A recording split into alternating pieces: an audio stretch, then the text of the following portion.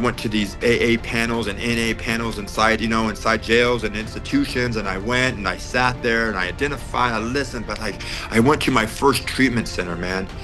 And that identification, like it's like when you're sitting there, like you identify, man. Like I identified with everything that was going on inside these places, man. They talked about the joy of the living, the people's stories like this, that they're bringing in hope, man. They're bringing messages of recovery, man. Like it just warmed every bit, man.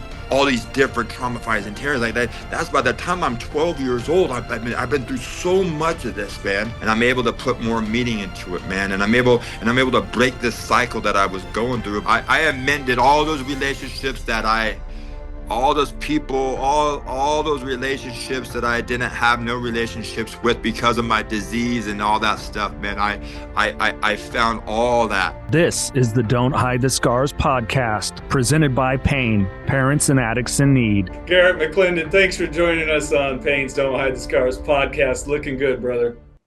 Thank you, man. Thank you, brother. It's a pleasure to be here and be present with the both of you and to be participating inside this podcast, man. Thank you. Yes, sir. Julian, where do you want to start, man? Where do you want to start? See, I know Garet well, so I'm letting you take the driver's seat here on this. All right, well, then we can just start with you introducing yourself. Has he been on a podcast before? Oh, yeah, just not us. Oh, okay, well, that's what I was asking, if I meant with us. So introducing yourself, telling us a little bit about your story, how you got started, and what you do now. My name is Garet Mclendon, and I got a sobriety date of 3/17/2013, and that just means that I'm really close to, I'm coming upon 12 years. I'll say a little bit, I'll do a brief. I had a lot going in my mind recently, or just today. I was just really thinking of like it seems like the more recovery you get, and the more stuff that happens and stuff like this. I had a couple things I was thinking about, man, and maybe we can put those on air, on the show, and and so drugs was never like drugs, and the life I lived was like never I was never like, oh, I'm gonna be a drug addict when I grow up, or or like, I wasn't gonna have trauma, or I wasn't going through all this stuff. It just by the time I was 13, 14 years old, I knew what drugs and alcohol were. I partaked a little bit here and there, this and that with my sisters, or at parties, or with my friends. And then I have to say, by the time I was like 15 years old, that the drugs just took over my life, and whether I started from alcohol, and then I went to some weed, and then the next thing I know, I'm doing crank, and then the crystal meth, and then like I'm dabbing in the heroin market, and then and then I meet some girls. They start telling me about pills and this and that. So I start doing all that, and before you know it, man, I'm just a wreck, dude. And the drugs and alcohol and the way of life just really took hold of me, And I'll say one thing that I was thinking about today, and Please. Maybe it's been on my mind a little bit, and I have that I have this, prison from a young age. All through my 20s, I was incarcerated, in and out, in and out, in and out. And I was thinking about the drugs, and I was thinking about the alcohol and the drug use, and like, how I grew up with it at my house, and how I grew up with my mom being assaulted and beat up by older men, and I had to grow up and like be like and had to fight, like at a young age of these guys, because I was like a protector of my mom, and what really went through my mind and what I've been thinking about it, I was like, man, it wasn't so much like there's some people like that, the streets and going out and living this lifestyle. I lived on the streets getting loaded and whether it's gangs and doing all this stuff, like it was like an escape for me, because I never really had this home or this place that I felt safe around, or that I could actually breathe, there was so much happening inside my home life that I think I actually like ran to the streets and escaped my home life. And then the more love and nourishing I got from the streets, because maybe I wasn't finding that at homes or from father figures or from parents or from or whatever. Like I found it on the streets, man. And so like I'm out there and I'm getting fulfilled, not only like the drugs and like the drugs and I'm gonna be like, oh, I did it because I was poor and I was broke and I needed money and I got, or maybe that's just all I knew. So I was out there, like I picked up a hustle, I learned how to hustle. Like I dropped out of school my freshman year and I went out there on the streets, man, and I was really like, I think it was really me escaping the household home that I have, you know, Man.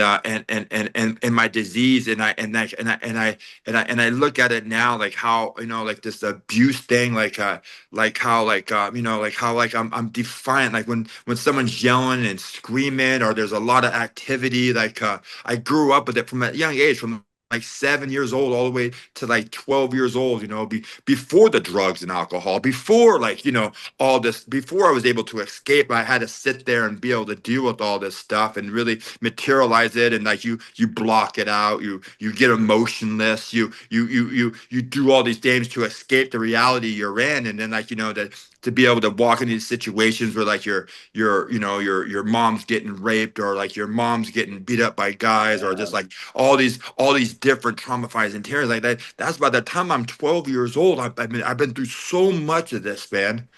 That like drugs and alcohol, man. Like I got introduced to drugs, and it was like I'm home.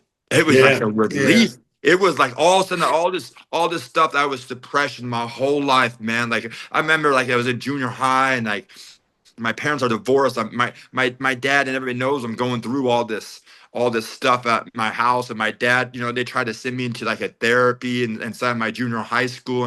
And like I remember how like I was like mad about it, but like Sure. I didn't see that he was just trying to help, trying to help me because as you get older, now you don't know how to deal with these emotions because you went through all this stuff, not having a safe place as a kid. You went through all these traumas and I think it really relates, like, the scars of your childhood are happening, that lead up to this point, man. Like, I mean, I'm going to think that we essentially drank and used because I choose that every single day. And then what it just brought me relief from just being able to control those emotions and Yeah. not living that self-doubt and that being scared and being like, like, oh, because when you're in a household that's like that, you start thinking that maybe I'm the problem. Maybe like, Sure. they're fighting or all this stuff that's coming about. Like I can't solve it. I can't do nothing. And you just become this real emotionless person, Well, and I think too that, the thing like, okay, your parents get divorced, so that can be a trust breaker there. Every man Hmm. that comes into the house, you're living with your mom, you can't trust. Your mom Right. is making poor decisions in partners. It's hard to have trust there, but I'll tell you, it's easy to trust the feeling we get when we're drunk or high. Yeah. And if we Yeah. find those bedfellows, like you said, the hey, the booze and women went hand in hand for me. So wait, I get a cute smile and I get a buzz, and sometimes this leads to, you know what? Yeah. Like, okay, that's an easy area to be like, all right, I got acceptance from girls. Great. And then now it's like the homie, a lot of guys that I've gone to meetings and they're like, well, the gangs were easy because like it was our team. And they're right because you see gangs, what do? They dress the same. They Yeah. have your back. It's like, Yeah. okay, so these Brotherhood. It's a brotherhood. It's loyalty. It's like you get this feel of completeness and wholeness, when you're with these guys, and like we never got that stuff when we were out, inside of our homes. And yeah, man, like it, and I was using to escape something. I didn't even know I was trying to escape, man. And that led me from like from a 20, from way back when, like 15 years old until the age of 33, man, that I was caught up in an addiction life, man. Like I went from one drug to the next till and then I was like, I thought I was different because I never wanted to be that bad. I never wanted to be that bad. Like I was like, man, I just, I will never put that needle in my arm. And then all of a sudden I'm putting a needle in my arm, and like, and then it's like, what, I don't want to do heroin like I'm doing it inside prison, but like I don't want to do it when I get out, and here I am, and I'm lying and I'm cheating and I'm sacrificing myself, my own morals, and like everything I wanted to stand for, man, are just like I'm just like falling short, man. Falling short, man. Sound familiar? Yeah, I can definitely relate to that. New Perceptions North, the premier drug and alcohol treatment and recovery center in Central California. A full continuum of medically supervised top quality care with programs for detox and patient residential treatment with dual diagnosis, intensive outpatient treatment, sober living support groups, and more. New Perceptions North provides adult men and women with the highest caliber of professional health care, treating each client with compassion and respect in a safe, comfortable environment to begin the process of recovery to proudly create and sustain a life without addiction. Call 559-978-1507 or visit newperceptionsnorth.com. I wanted to ask you about a little bit more about your family life, like how it was from when you were very young until you started using a little, when your parents got divorced, if you ever remember them being together, how that relationship was, and then your siblings, your life with your siblings, and kind of go into how after that, I assume once you dropped out of school, you hung out a lot more with guys on the street, and I don't know if you ever joined a gang, but how that affected you afterwards as well. My home life up to the point I have many good memories. I also think this is another thing. This brings up another good point, man. Is that I think a lot of times in my addiction, and I was thinking about this today. I think in our addiction, like in the deeper we get into the disease and the disease, like the more that we're just stuck in that disease and that disease way of thinking. So the only things I ever really brought up were all this stuff that was very horrific and they demoralizing and like all this stuff that would scare me to go back, and like it, and then it. And which really like maybe comes off of fears and hate, and like I did have like a good up to the point like my childhood with besides I mean like I remember the Christmases with my parents and my dad taking us places and camping trips and hanging out with my sister and doing all this stuff and I say, man, as a father today, as a father today, and I'm sitting there trying to break this chain of events that happened, in our lives, and I'm sitting here and like I just put this love into my kids and lots of love and lots of love, and I really feel like the more I could love on my son, that it takes away all this negativity and all this hate that I had against my old childhood, and I'm able to put more meaning into it, man. And I'm able to break this cycle that I was going through. But my memories of like I'm starting to like really remember more of the loving situations that I was in with my mom and with my dad, other than all the stuff that, because you forget about that stuff when you're out there in your disease. And like in my childhood, like my mom would pick me up on her horse from kindergarten, like my mom would, and as a kid, I was embarrassed as a kid, but like that's some cool stuff, like my mom like taking me, in these sports cars and these hot rods and stuff and doing what little boys like to do, burnouts on the corners and and smoking the tires, right? Like all these good memories. Like my mom, like taking me out. Like my mom, like she was the one that like getting me my first motorcycle and showing me how to ride it, and doing that. Like like all this stuff that you forget about in your disease, all this happiness, man, all this stuff that you should be remembering about your parents, man, because like the disease takes it all away, man. Yeah. And like like I said, like me and my mom, we ride horses together. Like we built like we built the corral together. Like we did all this stuff. We lived on a ranch. Like and like the love, man. I forget about all this love because I presently for many years I wasn't living in a love in a situation, man. So it really took all this stuff away, man. Like and you're right, man. And I'll say like I did have a lot of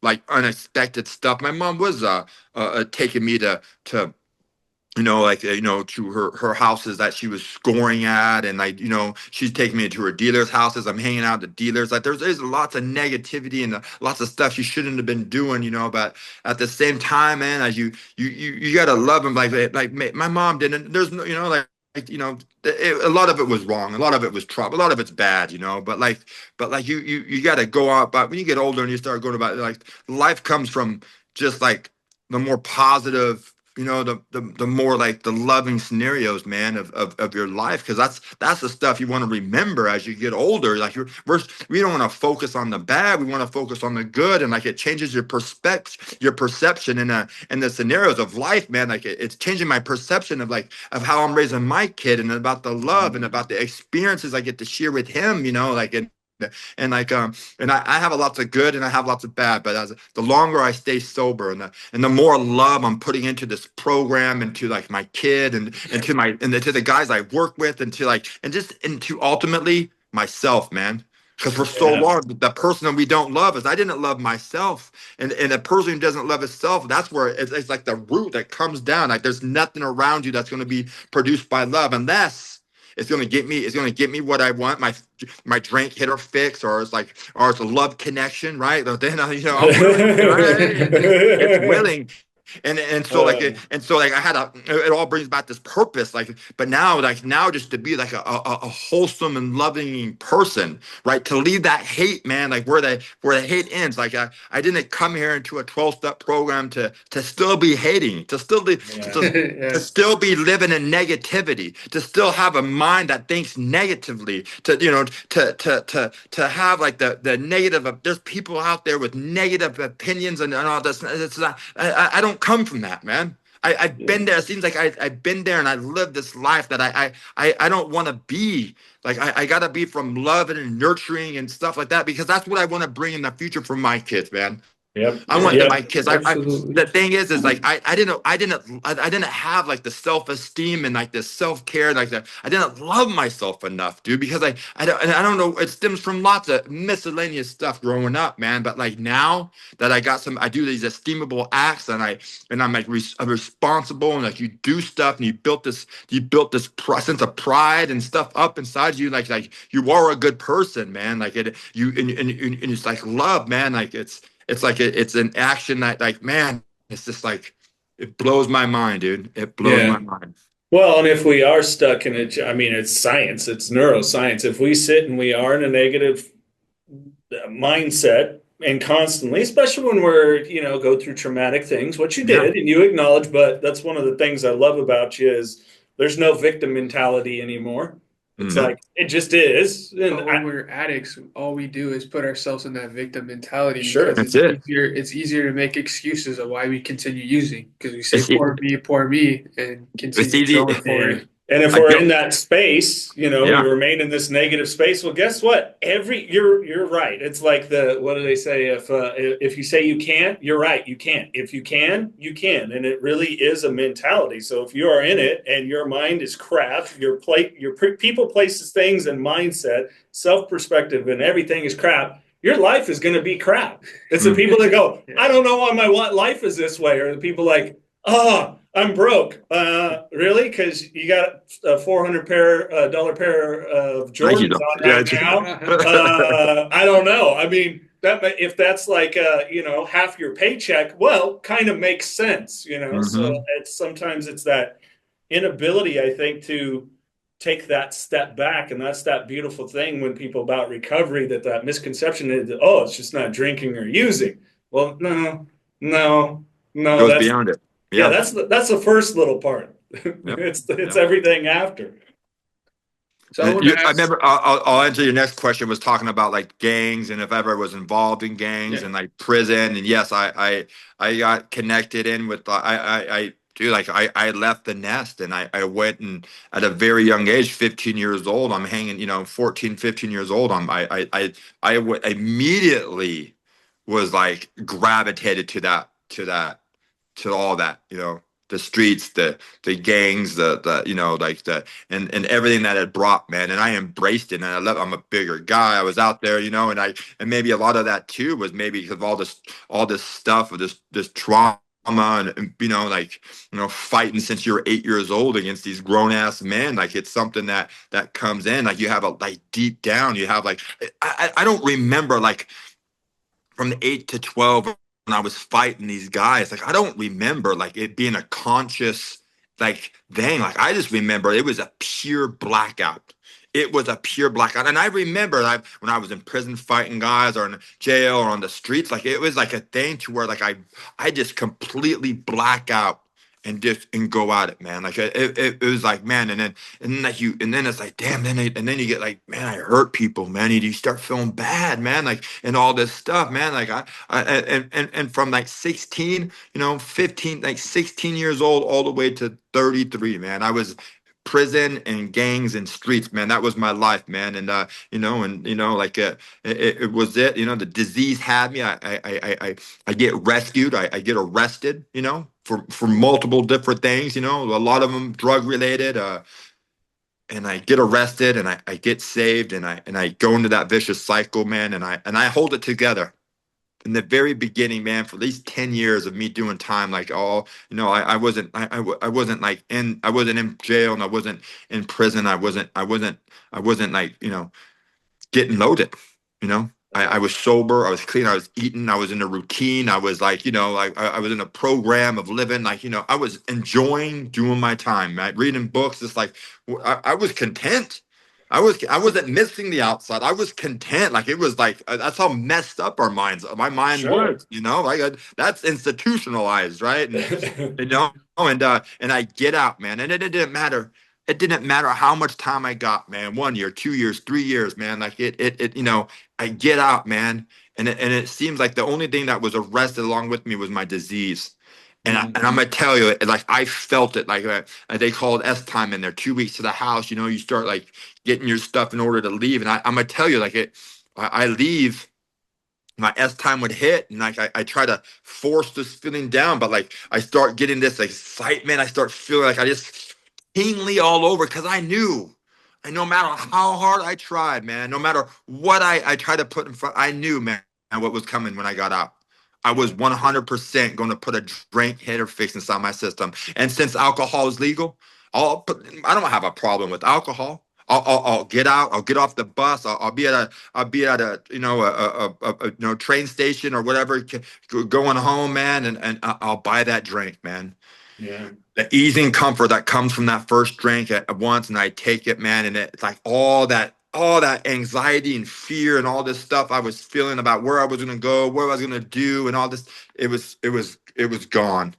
And by the time, man, and it was a amount, man, to where like I get home, and like I really wanted to, like I really had the best interest, like I'm gonna check into parole, I'm gonna get a job, I'm gonna spend time with my daughter, like I'm gonna live, I'm gonna be a responsible human being. But I'm gonna tell you, man, one thing was definite, man. I seems like I'd be able to stay maybe 1 or 2 days tops. I'd be able to just bare knuckle it, man. And I go to the parole, and I go to the little meetings. I see some fellas I haven't seen for a minute, and then they say, man, boom, I'm in. Yeah. I'm into what I know best, man. And I'm gonna tell you, like it was sometimes 1 week, and I'd be right, and I'd be a turnaround right back into another term. Sometimes it'd be 2 weeks. Sometimes it'd be a minimum of 42 days. But in like a 13, 14 year period, the longest I was out was 6 months, dude. Wow. I didn't, and I'm gonna tell you, 180 days. I didn't even make 180 days. I made it like 5.5. I made 5 months and like so 160 days or 170 days, bro, tops. And I'm talking, boy, like I thought I was just doing the most out there, If you or a loved one is struggling with addiction, please call PAIN, Parents and Addicts in Need, at 559 579-1551 or visit us online at paynnonprofit.org. Follow us on social media on Facebook, Twitter, Instagram, and TikTok at Pain Nonprofit. And please subscribe to the Don't Hide the Scars podcast and share with others wherever you get podcasts and on YouTube. And if you would like to donate to PAIN, Parents and Addicts in Need, please click the link in the description to make your tax-deductible donation today and help us save more lives gripped by addiction. It's just that interesting way of like, and thank you for sharing that insight that I hope people take away is, I've heard it, Julian, I'm sure you have at meetings too. People like, I was just more comfortable going back in because I was safer there. I was told I knew where I was going to sleep. I knew when I was going to eat. I had people telling me what to do, and I needed some kind of structure that I never had. And I needed, and like, they were like, one guy is pretty funny in a meeting. He shares, he goes, yeah, riot breaks out. I stay inside my cell and I went to sleep during this thing because it was more peaceful, because he's like, I was used to hearing gunshots out on the street. I was used to being with my homies when somebody got stabbed, and I was lucky that I was the one that wasn't, and they weren't pouring out liquor for me at my funeral. He goes, for me, it was a more peaceful place. He goes, I have my group, whatever reason. He goes, yes, there are issues in prison. He goes, I never had it. I had my group. We hung out. Nobody ever bothered us. We didn't bother any other one. We lifted weights. And, he goes, that's when I found Jesus. And, he goes, for me, it was a good place, which is, kind of a trip to be like, really? You're in an orange jumpsuit with your name, and you get, getting on the daisy chain of handcuffs and everything else, and you're out of yourself for an hour a day. But but it's weird. He was like, yeah, I felt more at peace there than I did that freedom on the streets. Family life was a wreck, parents, cousins, aunts, uncles, everybody. That's all that was out there for me. There wasn't a safe haven or any sort of rehabilitation of any kind. And it's just, it's a trip to hear that, but I hope people took that away to understand that, like, geez, somebody does time. Why do they go back? Sometimes that's why. Sometimes it's a safer place, which is crappy to say. I think that's what we're trying to change. Like, that's what I try to, like, I have to change. Like, that's that perception that I have to change. Like, I could arrest that disease every time I get arrested, but I really think that what it goes inside, like that's what it's talking about, is that this is an inside that we have to work it from the inside out. We have to change all this stuff on the inside. And that's our, that message from our head to our heart, man. Cause that's what I think that's getting misconstrued. This is what happened, is that I might be a new person in this body, but my head's still thinking the same, and I'm getting out. And even though I got away from this environment, but I'm still with some of the same people I was hanging out in my environment with. I get out, I'm still in the same mentality. And all I'm doing is switching that mentality from prison to the streets, man. And I'm living in that same thing, and I gotta say, man, like that's I went, I had to change that mentality, man. What's crazy, man, is I went, like, my first run, I've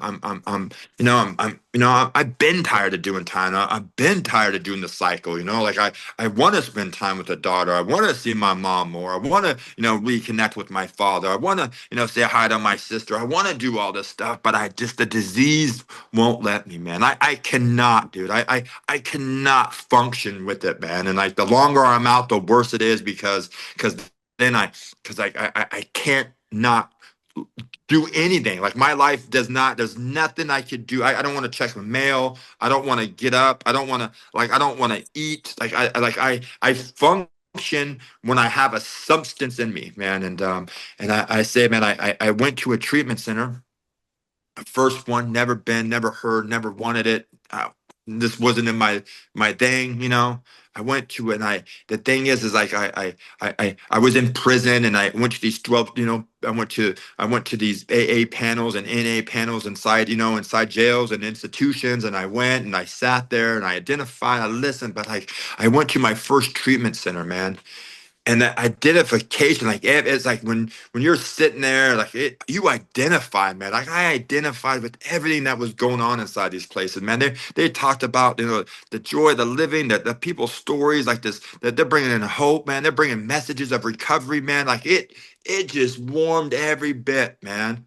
But see, I only focused on my outside, man, and I never focused on my inside. And I thought I did all this surface recovery stuff, and I identified with the 12 steps, every step they had, like it's like all the people. I got me like a little sober group. We hang out, we do all this stuff, man. But I left that environment, and once again, that same feeling I got when I got out of prison, I was, those bubble guts before I got out of prison. It was that the same feeling I got when I left that treatment center, and I'm doing that same train ride, just a different institution, and I'm going back, man, and I'm feeling that same way, man. Because once again, I didn't do the inside work that it talks about that needs to be done. It's a lot deeper than that. That my life is unmanageable and I'm powerless over that first drink, hit or fix. That they talk about that finding God, because God's the only thing that's going to save you if and when the time comes between you and a drink, hit or fix. I just remember, man, like I forgot all this stuff, and I just relate to this feeling of, I knew it, man. Like the insides are just like, feed me, and I fed it, man, and I fed it, and it was just like boom, you know, and and it went worse. It was worse and never better, right?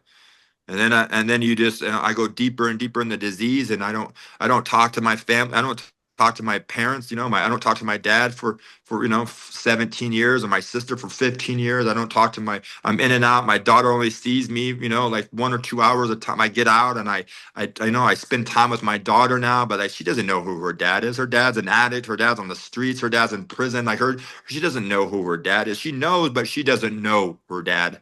You know Yeah. and I'm in this disease, dude, and the next thing I know, man, I'm taking all this stuff I learned. I'm living that prison lifestyle, of stuff. And the needle, and I bring it to the streets, and the next thing I know, I'm putting this needle in my arm, and I'm on the streets, and it's a whole different world, man.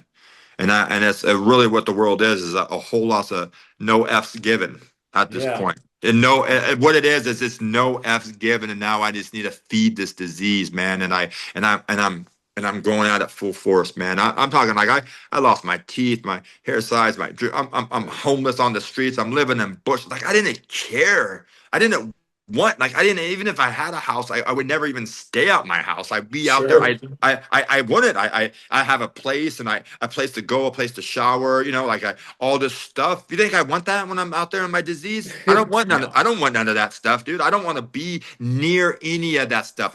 Like I couldn't even. I had some trees at my house that needed to be watered. Like, minimum 2 days every 3 days, man. I can't hold that responsibility, man.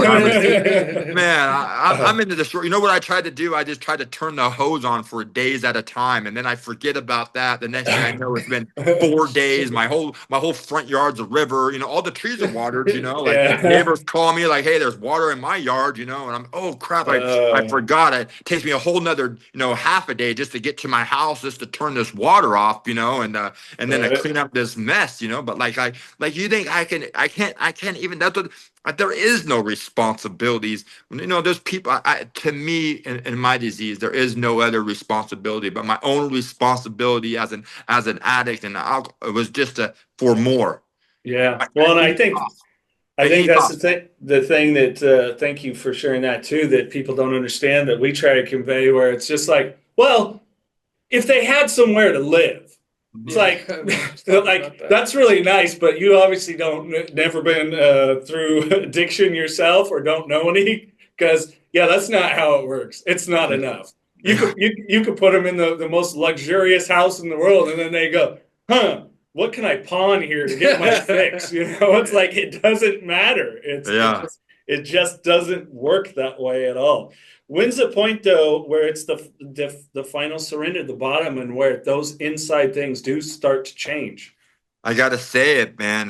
Like it maybe know that I go to the back. I remember. I know this is that I remember being arrested. I went to court sober from that program, I went there sober, and I went to jail sober, and I got arrested at sober. I never been arrested my whole life. I never been through the front doors into a courtroom and went to in front of a judge in my civilian clothes. I get arrested. I get brought inside. I'm sitting there in this cell again, sober minded, man. 5 months, it's a long time. 5 months, I'm sitting there. And it was like, man, I'm sitting there on this concrete bed or bench inside this transfer cell to go down, down to the general population, man. And deep down, man, I had like this deep down inside me, man. It was like a thought, man, that I was tired, man. That I was tired, man. I was tired of this, where I was sitting, the people I was with, and the stuff that I was getting, from the way. Like my way was not working, and I went out for another year after that, man. And at this time, man, like my where I go is like I had track marks from my neck down to my ankles and into my feet and down my arms, and I had bandanas wrapped around all these spots. I couldn't put no more drugs in, and I'm homeless by choice out there on the streets because I don't want to be around nobody, man. I just want to isolate myself and enjoy this high, and on February 14th, I've been out of jail, man, for at least 43 days. And It's Valentine's Day morning, and I'm in some illegal activity on the streets. As you can said, I'm in a getting shot at by a person on the streets. I'm running towards the bullets. I'm running towards the driver. I want revenge. I want, I'm gonna get, how dare he, And I call that person all of us gangsters call when we get in trouble. I called my mom. My mom's one of my best. My mom's one of my best using buddies, right? Like I could always call my mom, but even it's bad when my mom's like, "Hey, you're a little hot right now." I'm like, come on, mom, you want to get high? And she's like, I get high with my mom. And on Valentine's Day, I got this hostage with me that's been with me because if I could only get some sleep, that was my biggest thing, man. If I could only get some sleep, man, everything will be all right. The thing is I nowhere is comfortable enough for me to lay my head down to get some rest unless I'm way out in the middle of the desert in a bush in a cardboard box or something like that, where I can feel that nobody knows where I'm at, and I can actually feel like, all right, now I could come down. I'm doing the fish. I'm doing whatever, I'm tripping, talking to myself, and like on that day, man, I got loaded with my mom. I got loaded with this girl of a hostage I got, man.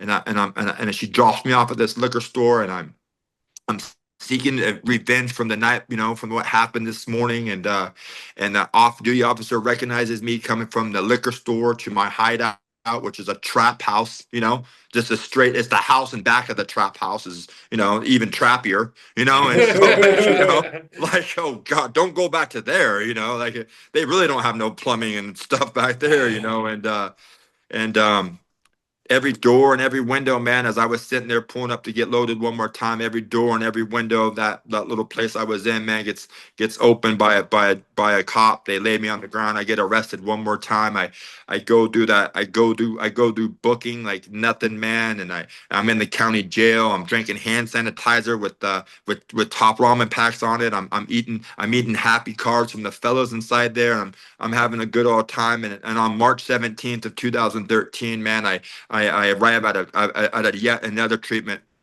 facility, and I'm in that position, that same position I've been in so many times, where my elbows are on my knees and my hands are on my head, and I'm looking down and I'm looking at the floor, I'm looking at my feet, and I'm like, how did I get here again?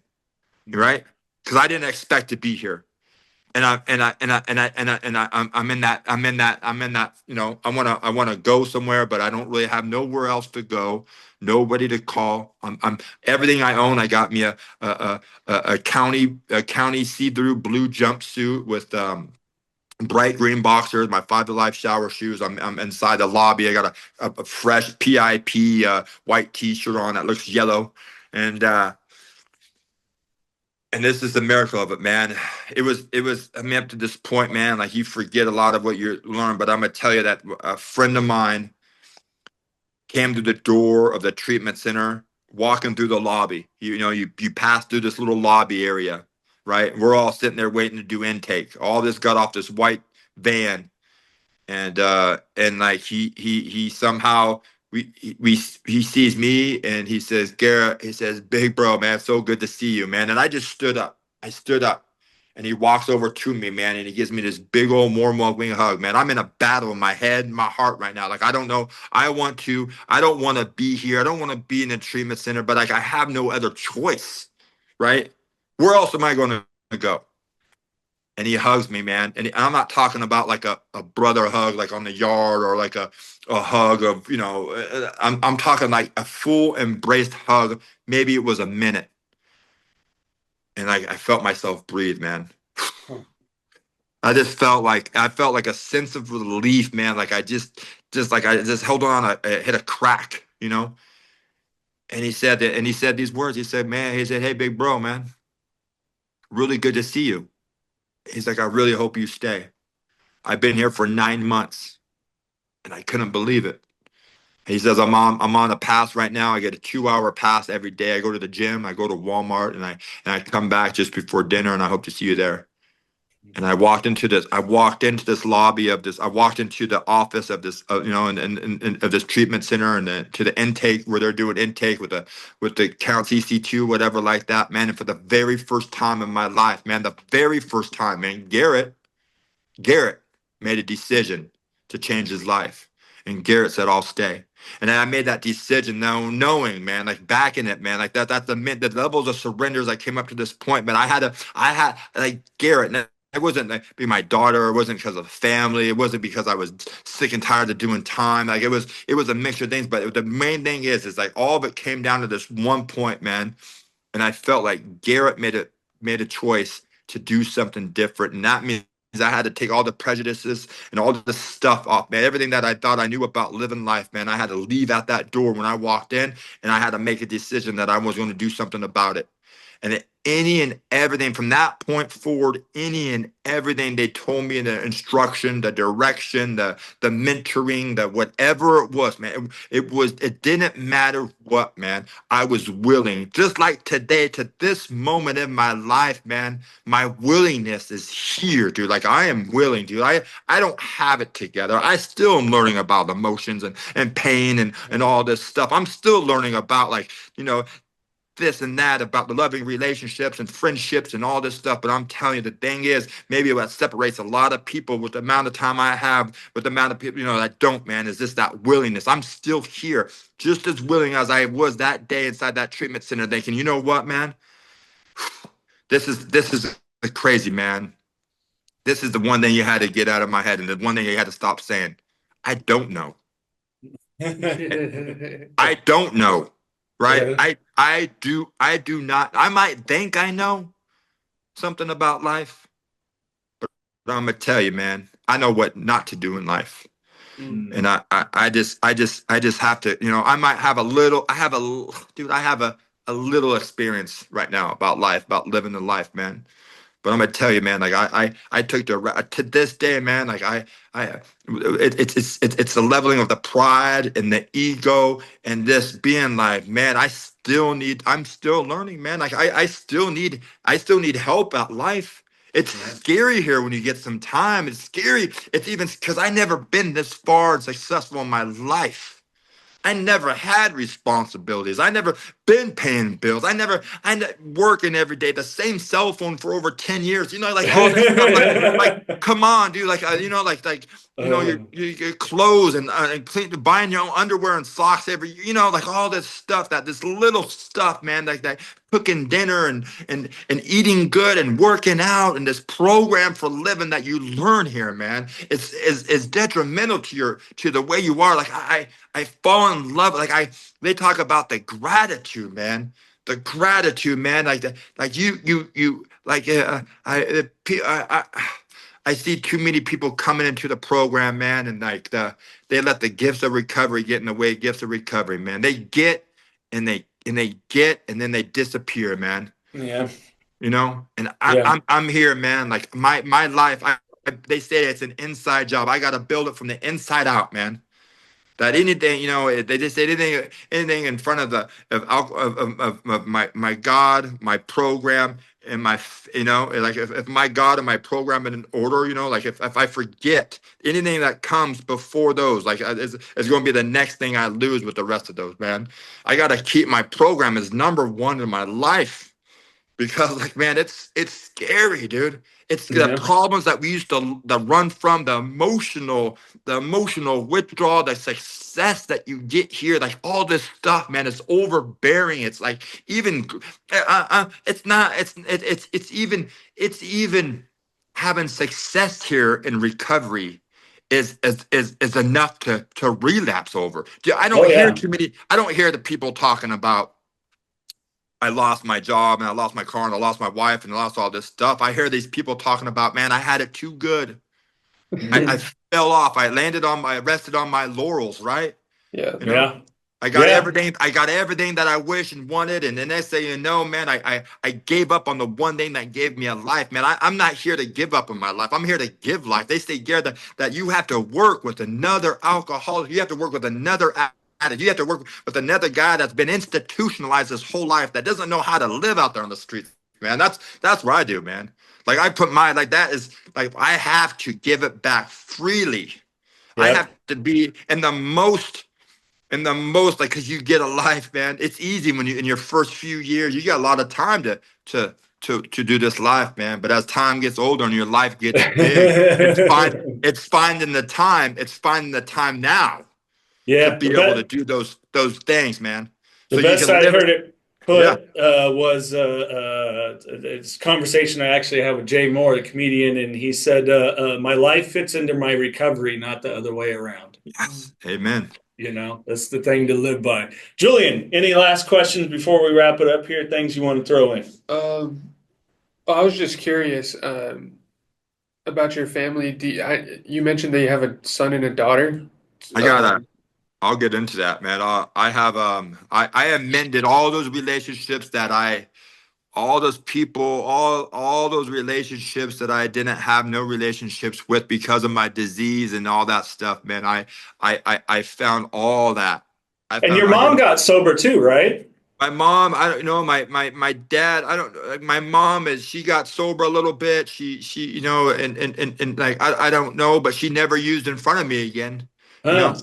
And but and like I didn't talk to my mom for over a year. I immediately started doing all the work necessary to be back in my dad's life and my stepmom's life and that whole family and my sisters and I amended that little girl that at 9 years old until today present, man. Like I was present, I was accountable, I was a dad that she, to this day I was just I mended all that stuff, man. And that mom and my dad passed away and my mom passed away, and I'm gonna tell you, man, I'm so grateful that they passed away. But there was like my my conscience was clear because of the men's process here in recovery that I was able to show them a son and to be present in their lives and to do stuff, man. And it was sad, but like, man, I'm gonna tell you, like the look on my dad's face and my and my and all the family when they saw me, but that look on my mom's face when she saw me, when I pick her up and I take her to dinner and I bring her grandkids, like I man, it's that's a gift. Man, that's a Yeah. gift, man. And yeah, I amended all that. That little girl, that 9-year-old girl, she's 21, man. She's living a life. She's in college. I'm going to see her this weekend, and like, man, blessed, dude, blessed. Yeah. And I got two little boys. I got full custody of the youngest one. And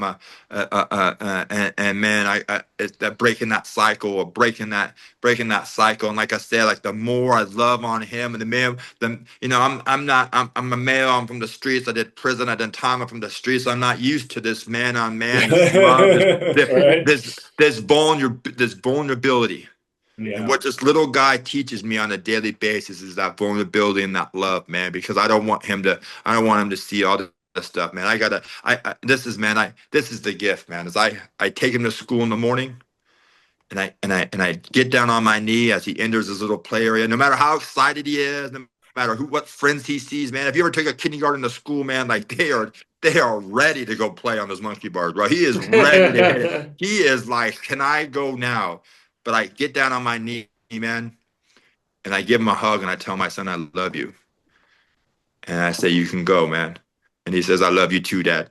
And he runs. He doesn't walk, man. He runs. Right. But that right there is that son. Maybe that's that piece of love. Maybe that's that piece I was missing my whole life, man. Is that little bit of love right there? That little bit of that vulnerability, man. That I gotta show. I wake up, I make him breakfast, I cook this, like that, man. It's that stuff that I don't know where it comes from or where that vulnerability, that stuff, but that love that he's showing me by caring for someone else, like we do our sponsees and the people that are close around us, and like my sponsor did for me, and tons of people, man, done for me. Is this what I'm paying forward, man? Yeah, what I'm paying forward. That's beautiful. Thank you for sharing that. If people want to connect with you or anything, follow what you're doing, what's the easiest way? Garet Mclendon, man. You can go to my IG, man. Please hit a follow. Go check me out, and yeah, please follow, man. And I got book coming out here soon. Nice. Yeah, dude, I'm just happy to be participating in my life today, man. It's put me in. I mean, my world it's huge, man. But it's all because of my primary purpose here, to help other, God of my understanding and to help other alcoholics, man. Yes, sir. Yes, sir. Well, I'm proud of you, and I'm proud to know you. And we'll put the link in the podcast description. Do give Garet a follow, please. And we'll have to do it again when the book drops. Yeah, please do. Yeah, I can't wait. I can't wait. Take us home. What do you got? I was just going to say it was a pleasure to meet you, man, virtually at least. And I hope to meet you in person sometime. And thank you for I hope so coming too. Absolutely. Thank you. And for all you listening, thanks. Please hit that subscribe if you haven't yet. Check out other videos and episodes on the YouTube channel or on the audio podcast.